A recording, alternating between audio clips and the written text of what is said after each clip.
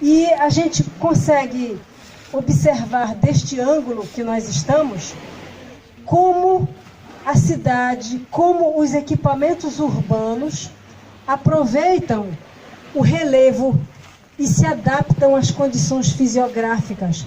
Nós descemos essa escadaria que foi construída na borda da falésia, né? E se vocês olharem um pouquinho mais adiante, ali onde está a casa, do Canto do Sabiá, para cá um pouco mais para a direita, notem um pátio alto lá em cima, bordejado por uma mureta com balaústres, e que razoavelmente define os limites da falésia neste setor da Orla do Bispo.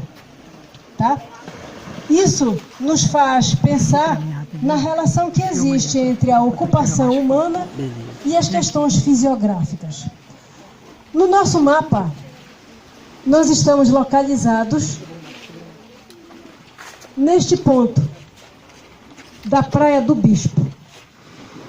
Este ponto nos permite observar não só esta relação entre a ocupação e o relevo, mas também nos permite observar o contorno da Costa de Mosqueiro. Pelo mapa, vocês já estão vendo a presença de pontões ou promontórios, enseadas, pontões, enseadas, pontões, enseadas. Então, essa sucessão de pontões e enseadas é uma marca dessa costa ocidental de Mosqueiro. E quando a gente olha para cá, para esse outro lado, a gente vê na paisagem essa divisão da zona costeira. Então, à nossa direita aqui, um dos pontões que delimitam a praia e a Orla do Bispo. E no interior da enseada, a própria Praia do Bispo. Então, isso é um cenário muito interessante que marca a nossa zona costeira mosqueirense. Para que a gente possa entender o porquê disto, temos que novamente nos remeter aos fatores geológicos, geomorfológicos, e o principal deles é, em primeiro lugar, a ação de falhas geológicas de dois tipos que nós temos aqui e que controlam esse recorte da zona costeira, e também a erosão diferencial, a presença de rochas mais resistentes à erosão, que proporciona a manutenção dos pontões, né, e a manutenção também das enseadas com praias. Então, entender a zona costeira de Mosqueiro requer que a gente faça esse percurso, né, ao longo dos princípios da geologia e da geomorfologia. Agora eu vou passar a palavra para o Juan, que ele vai falar primeiro a Rafaele e depois o Juan. Bom dia. A gente vai falar agora aqui sobre a Orla do Bispo e a Praia do Bispo. Elas são, como a professora explicou, controladas tanto pela tectônica quanto por essa erosão diferencial e também pelas tentativas para controlar a erosão. Aqui, como se fazendo uso da explicação do Alesi sobre Orla, a Orla aqui ela vai ser 100% urbanizada. Toda a Orla do Bispo ela é urbanizada, então ela vai ter aqueles 50 metros da zona, né, de proteção. E também, quanto aos indicadores de erosão aqui na Orla, nos trabalhos eles são separados em 3 setores. O primeiro setor, que é daquele pontão, ele vai ter 500 metros de extensão, ele vai ser a parte da Orla menos urbanizada, entre aspas, e ele vai possuir algumas construções como construções de escadas de acesso nas falésias e muros de arrimo. O setor 2, ele vai possuir 200 metros de extensão e ele já vai ser um pouco mais urbanizado, já tendo construção de moradias residenciais e algumas residências comerciais. E aqui, no qual nós nos encontramos, o setor 3, ele já vai ser um pouco mais urbanizado e ele já vai possuir, como as construções, por exemplo, a quadra, a rua e também o muro para contenção da erosão. Nosso roteiro geoturístico, essa parada aqui sobre... Cadê? Me perdi, tá aqui. Sobre a Orla do Bispo. E para falar da Orla do Bispo, só novamente nos localizando, estamos aqui no ponto 7, exatamente aqui onde está esse pontinho vermelho. E a Orla do Bispo, essa reta aqui é justamente o terceiro setor em que nós estamos. Vocês podem ver aí o retão ali, o pontão. E ela segue para mais adiante, que é uma parte que já não compreende o nosso trajeto do roteiro, mas compreende aqui a Orla do Bispo até aquele pontão lá na ponta que a gente pode observar. Então, agora eu vou falar aqui sobre a dinâmica costeira da Orla do Bispo, ou seja, quais são os fenômenos mais característicos dessa orla e quais são as principais características dessa orla. Primeiramente, para entender a dinâmica, a gente adotou principalmente duas abordagens. Quais são as abordagens? A abordagem dos indicadores de dinâmica e a abordagem da análise da posição, análise da variação da posição da linha de costa. No que tange a falar dos indicadores, o que são indicadores? Indicadores são as marcas, são as evidências, são as assinaturas na paisagem que vão nos dizer qual é a dinâmica da área, o que está acontecendo nessa área. E esses indicadores, eles são pautados a partir de três principais características, que são as suas características morfológicas, ou seja, a forma, são as suas características vegetacionais, qual tipo de vegetação e como essa vegetação se desenvolve e se comporta, e as características ocupacionais, que, como já foi dito, a Orla do Bispo é 100% urbanizada. Então, o fator urbanização é de suma importância aqui para a gente entender essa área. Então, para a gente conseguir analisar essa orla, foi levantado 95 indicadores.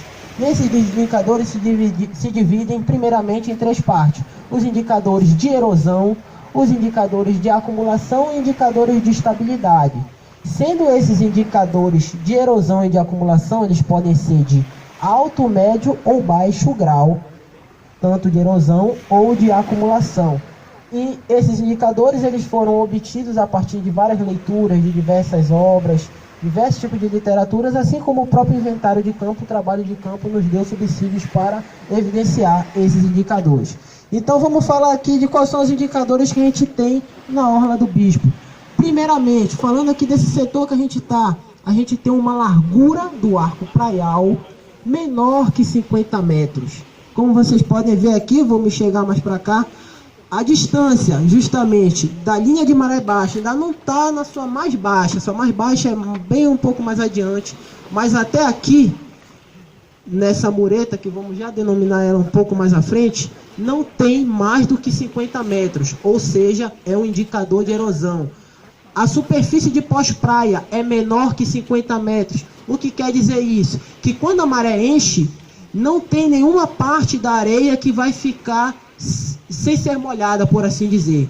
Ou seja, a linha de maré alta vai estar batendo aqui nessa mureta. E o que é essa mureta? É o nosso muro de arrimo. Que é um muro de arrimo? É um muro de contenção da dinâmica costeira. Outro indicador, a granulometria dessa areia é uma granulometria de média a grossa. Então, quando a gente tem uma areia de média a grossa na sua granulometria, obviamente, dos seus grãos, isso quer dizer que a força da água está sendo forte, pois ela está levando todo fino e está deixando apenas o material mais grosso, e por isso uma granulometria de média a grossa. Superfície de estirância, também menor do que 50 metros. O que é a superfície de estirância? É a distância entre a linha de maré alta, que vai estar batendo aqui, e a linha de maré baixa. Essa superfície entre essas duas linhas vai ser justamente a nossa superfície de estirância. Além do mais, que esse setor aqui, ele é um setor que tem uma forte presença de plataforma de abrasão. Juan, o que é plataforma de abrasão? Vocês estão vendo ali aquela parte mais escura? Aquela parte mais escura é justamente a plataforma de abrasão, que é uma superfície formada por rochas, por restos de rochas ali, que antigamente nós podemos dizer que era onde estava a costa estava mais lá. E aí, com os processos de destruição ao longo de milhares de anos, ficou apenas aquele registro ali de onde isso aqui deveria estar. Também temos muito banco de cascalho. O que são bancos de cascalho? São grãos de diversos tamanhos, são rochas de diversos tamanhos. Como vocês podem ver, Temos aqui várias rochas aqui embaixo, de diversos tamanhos. Isso são os bancos de cascalho, que eles variam tem uma diversidade muito grande em seu tamanho. Isso aí a gente falou de quê? De indicadores de erosão físico. Estamos falando de marcas físicas na paisagem. Agora falando de marcas antropogênicas, analisando os indicadores antropogênicos de erosão. Temos este muro de arrimo, esse muro de arrimo que ele serve para conter a dinâmica costeira dessa área, então ele está servindo para conter a ação das ondas e das marés aqui para não derrubar tudo. Também temos justamente construções com mais de 50% de destruição. Isso é, onde vocês podem ver essa rua aí, tá só areia agora, isso porque a prefeitura recentemente aterrou. Mas se a gente viesse aqui, acho que uns 4 meses antes, professor, ainda não tinha esse aterro e era só uma cratera, isso porque a chuva já tinha levado tudo. E, inclusive, já podemos prever que a chuva vai levar tudo, porque só fizeram botar areia. Então, em breve vai estar novamente a nossa cratera lá, marcando a nossa destruição nessa orla. Além disso, temos tubulações expostas que estão despejando aí efluentes urbanos na orla. Essas tubulações expostas, sapatas e vigas das casas expostas, como vocês podem ver nessa própria escadaria, se vocês podem ver, já está sendo exposta a parte de baixo dela. Isso também é um indicador antropogênico de erosão. Então, a partir da análise desses vários indicadores, nós podemos analisar essa orla como uma orla de alto grau de erosão costeira. Isso falando dos indicadores. Já quando a gente vai falar da linha de costa, bem, o que é a linha de costa? A linha de costa é a linha limite entre o continente e o mar, que pode também ser a linha da vegetação, pode também ser a linha da falésia, pode ser a linha de maré alta, a linha da pré-amar de Cisígia. Então, isso tudo é a nossa linha de costa, a parte limite. E aqui nós podemos ter como linha de costa esse muro de arrimo aqui, e essa superfície até aquela parte onde tem a parte de vegetação, é a nossa linha de costa. No que tem a falar da linha de costa, nós analisamos essa área de estudo com uma imagem de 1984 até uma imagem de 2017. Comparamos essas duas imagens para ver se essa linha de costa sofreu modificações. E de maneira geral, utilizando essas imagens aí, que imagem do satélite Landsat, que ela tem uma resolução média que equivale a 30 metros cada pixel, nós podemos evidenciar que a linha de costa ela se manteve praticamente estável em todo o seu percurso. Salve alguns pontos aí que desses 33 anos nós tivemos então uma variação da posição em que ocorreu um recuo da linha de costa de mais ou menos 0,7 metros por ano, o que equivaleu aí no total um recuo de 26 metros. Mas esses 26 a gente tem que levar em consideração o erro da imagem, que não é uma imagem com uma resolução tão boa. Então esses 26 metros podem ser 26 metros mais 18 metros, que é o nosso erro da imagem que nós calculamos, ou menos 18 metros. Então temos mais ou menos essa margem. E no que tange a falar de área, de quanto foi destruído, quanto que recuou em área, ela teve um recuo de 900 metros quadrados, o que equivaleu aí a mais ou menos 97 metros quadrados por ano de destruição. Isso daí também considerando um erro de 559 metros quadrados para mais ou para menos. De maneira geral, nós tivemos uma instabilidade na posição da linha de costa. E aí, poxa, é uma área tão erosiva, e por que a linha de costa se manteve de maneira geral tão estável? A gente tem 3 hipóteses por que ocorreu essa instabilidade. A estabilidade pode ter sido justamente por um campo de matacões. O que são campos de matacões?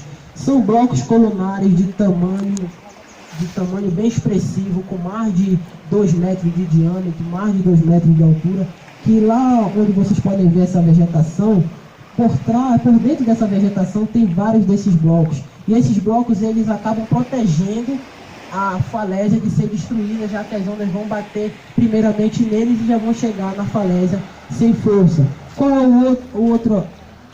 a outra possibilidade? É justamente essas construções, esses muros de arrimo que estão aqui justamente com esse objetivo de manter a posição dessa linha de costa, assim como a presença de arenites ferruginosos mais resistentes. O que são isso? São rochas mais resistentes à erosão que temos aqui ao longo dessa orla, e elas são grandes responsáveis aí pela manutenção da posição da linha de costa. No entanto, o fenômeno de erosão pode ser bastante evidenciado já saindo daqui da nossa linha de costa e evidenciado na nossa praia.